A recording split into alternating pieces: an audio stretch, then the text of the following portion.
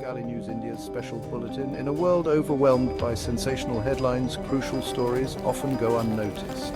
Mainstream media narrows our perspective, leaving us uninformed about issues that truly matter. Today we bring you the 10 most important stories of the week. Stories ignored by TV and social media, but vital to our society and democracy. Our goal, to empower you with facts and context, revealing what's hidden from view. Let's dive into these stories, connect the dots and uncover their real impact. Grab your chai, let's begin. Our first story takes us to the heart of Uttar Pradesh, specifically Hardoi, a district steeped in history and tradition. It's here in Hardoi where Ariba Khan found herself in an extraordinary situation. She discharged a licensed firearm into the air. This act occurred at a local petrol pump, reportedly to shield her father from what she perceived as harassment and a potential threat. The incident, captured on CCTV, quickly went viral. Ariba's actions have ignited a firestorm of debate across the nation, dominating news cycles and sparking intense discussions. The central question being asked is Ariba Khan a symbol of female empowerment, a beacon of courage in a challenging environment? Or does her action represent a dangerous descent into vigilantism, where individuals take the law into their own hands? Many supporters are stepping forward, lauding her bravery, particularly in a state where the safety and security of women are persistent and pressing concerns. They argue that Ariba was left with no other viable option, that the circumstances demanded immediate action. However, critics are voicing strong reservations, cautioning against the normalization of gun culture and the dangers of citizens acting as judge, jury, and executioner. They emphasize the fundamental principle that the maintenance of law and order is the sole responsibility of the state and its designated authorities. The situation has also taken on a distinct political dimension, with the MEM party publicly honoring Ariba and praising her courage. This move has drawn criticism from opposing factions who accuse the party of potentially encouraging a disregard for the rule of law. This complex case lays bare deep-seated anxieties within Indian society regarding self-defense, the effectiveness of state protection, and the ever-present potential for political opportunism. So, is Ariba Khan a hero, standing up against injustice, or a vigilante, undermining the established legal framework? Ultimately, the answer hinges on your individual level of faith and confidence in the Indian justice system. The official investigation into the incident is still underway, and its final outcome will undoubtedly establish a significant legal precedent for similar cases in the future. This story transcends the actions of a single individual. It represents something far greater. It speaks to the fundamental level of trust that we, as citizens, place in our governing institutions and their ability to protect us. Only time will reveal what true justice will look like in this complex and compelling case. Let's turn our attention to Bollywood, where the ever-intriguing Amir Khan was recently spotted at a special screening of his critically acclaimed film, Tare Zameen Par. The event drew considerable attention, marking a rare public appearance for the star. He was accompanied by his son Azad, and also present was a woman identified as Gauri. Their comfortable and relaxed demeanor together has naturally fueled speculation within the media and among fans regarding a potential new relationship for Amir post-divorce. The public is eager to understand this new dynamic in his life. Amir, who is generally known for maintaining a high degree of privacy in his personal life, seems to be gently and deliberately introducing what appears to be a new chapter in his life. The public response to this development has been largely positive and supportive, with many fans expressing respect for his right to seek happiness and companionship. This situation also marks a noticeable shift towards a more mature and understanding perspective in how the media and the public view the personal lives and choices of celebrities. The event itself, a screening centered on Tare Zameen Par, a film celebrated for its themes of empathy and understanding, adds a layer of symbolic weight and meaning to this evolving family dynamic. It feels less like fodder for gossip and more like a glimpse into personal evolution and growth. Amir's story serves as a gentle reminder that public figures are, at the end of the day, human beings navigating the complexities and changes of life, just like anyone else. In the world of celebrity, sometimes a simple public appearance can speak volumes, offering a glimpse into a life undergoing transformation. In a lighter moment, an old clip of Salman Khan joking about Amir's romantic luck has resurfaced. On the Kapil Sharma show, Salman quipped, "I'm not as lucky as him," which now seems prophetic after Amir's recent appearance with Gauri. The internet is loving this playful banter, highlighting the camaraderie between Bollywood's biggest stars. Fans are sharing the clip, enjoying the friendly rivalry and humor. It's a reminder of how even old jokes can become relevant in new contexts. In a news cycle full of tension, this viral moment offers a welcome laugh. Salman's wit and the Khan's enduring friendship continue to charm audiences. Sometimes a little levity is just what we need. Turning to global affairs, US-Iran tensions have escalated after US strikes on Iran's nuclear sites. The official US line preemptive action to prevent nuclear proliferation. Critics call it reckless and politically motivated. On social media, I shared a sarcastic take. Isn't it odd how foreign conflicts flare up right before US elections? Many echoed this skepticism, frustrated by leaders using war as a political tool.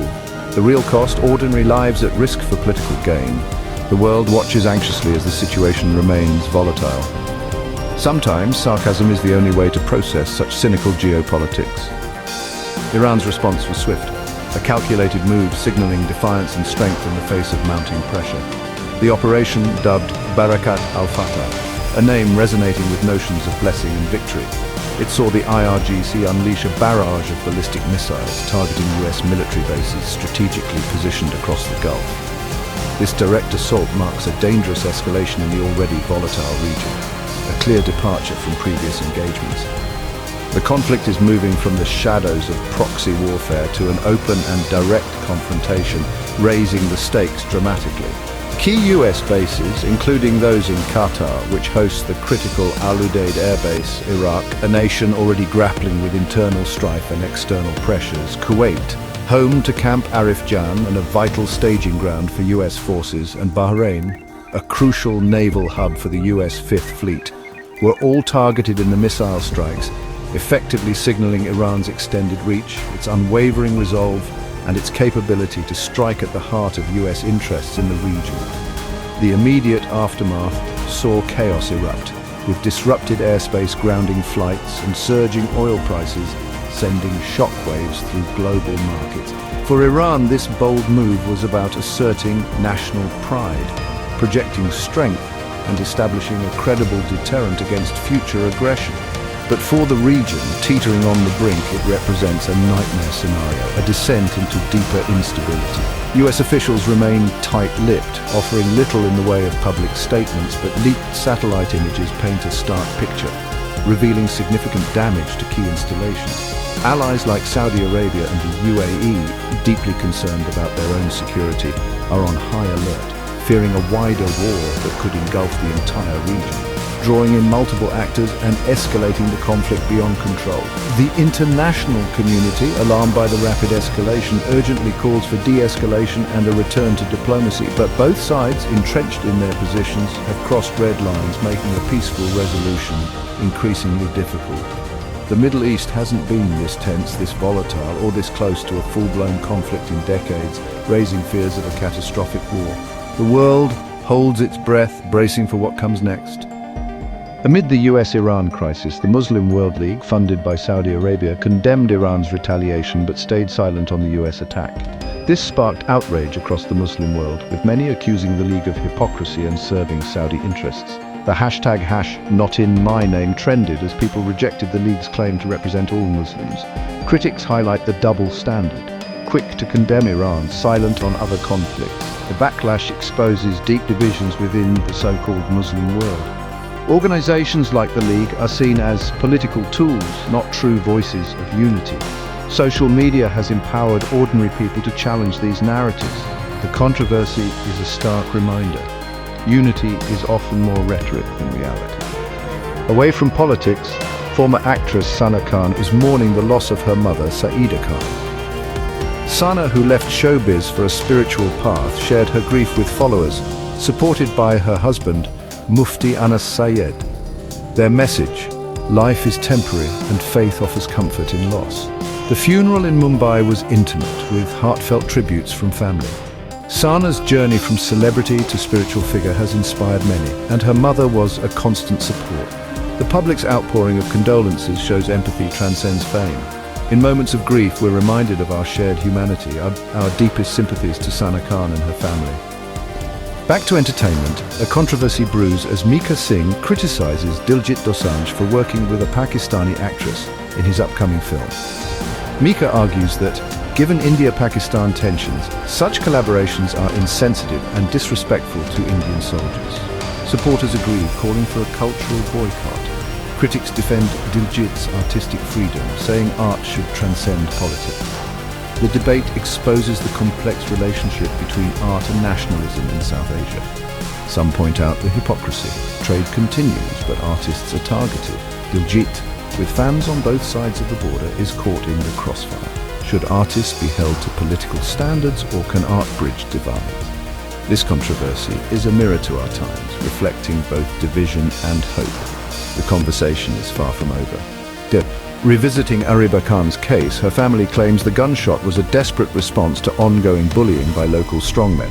They allege harassment and threats, painting a picture of lawlessness and fear. The incident spotlights the issue of Gunda Raj in parts of Uttar Pradesh, where citizens feel unprotected. The police are investigating both the alleged bullying and Ariba's actions, making this a complex cross-complaint. The case raises tough questions. When the system fails, do people have any choice but to defend themselves? It's a microcosm of a larger problem, eroding trust in law enforcement. The line between victim and perpetrator blurs in such climates. The outcome will set a precedent for self-defense and justice. All eyes are on Hardoy. Let's look at how the public has responded to these stories. The Ariba Khan case has split opinion. Some praise her courage, others fear rising lawlessness. The US-Iran conflict has sparked anti-war sentiment and skepticism about US motives, with concerns about oil prices and the Indian diaspora. The Muslim World League's statement united many in criticism of perceived hypocrisy. Amir Khan's personal news was met with positivity, showing a shift in attitudes towards celebrity privacy. The Mika Diljit debate is a battleground between nationalism and artistic freedom. Social media has made everyone a commentator, fueling vibrant, sometimes chaotic debate. These reactions show an engaged, opinionated public. Democracy in action. Our national conversation is alive and well. That wraps up our special bulletin. We've covered stories that shape our world, but your voice completes the conversation. Share your thoughts in the comments on Ariba Khan, art and politics, or the US-Iran crisis.